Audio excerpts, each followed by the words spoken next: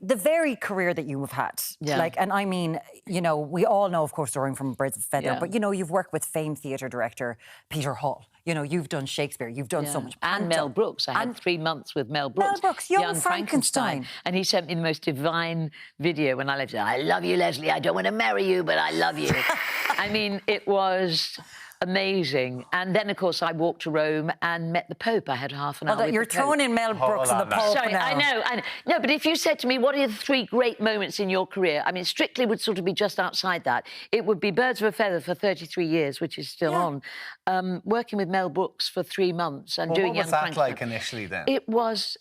When I first met him, I got very drunk in the Savoy Hotel because I never met him when he actually said, you know, I'm offering you the part. Yeah. He'd seen a video of me. I was so scared. I mean, he's a legend.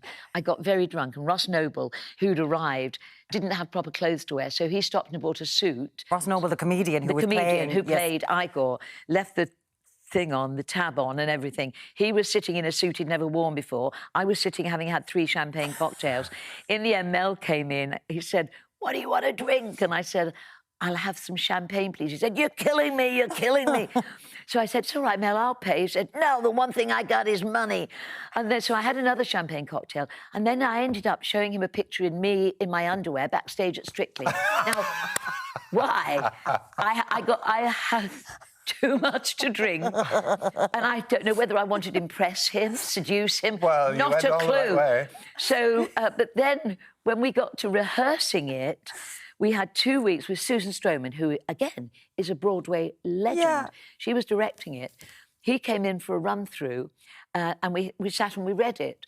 And he stopped us on nearly every line. And I then heard that if you didn't like what you were doing, sometimes you disappeared. And I got criticism on nearly all of it, and in the end I just swore and stood up and said, right, and sang the song. And from then on we were best friends, and I got nominated for an Olivier. So there you go. Which was unbelievable. Now, that's up there. Yeah. Like, and I'm just thinking, I'm assuming when you met the Pope, you didn't show him a picture of you in your knickers. Or ask him for a glass of champagne. I did, bless him.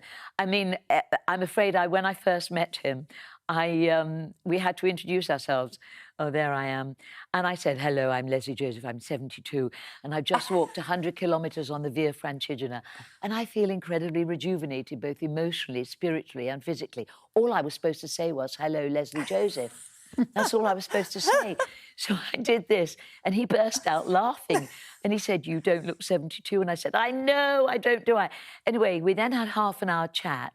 Then he came round, and with everybody, he hugged me, he kissed me, he gave me a medal to celebrate 6 years in the papacy. Then he burst out laughing again and said, you still don't look 72, at which I put my hand on his and said, bless you.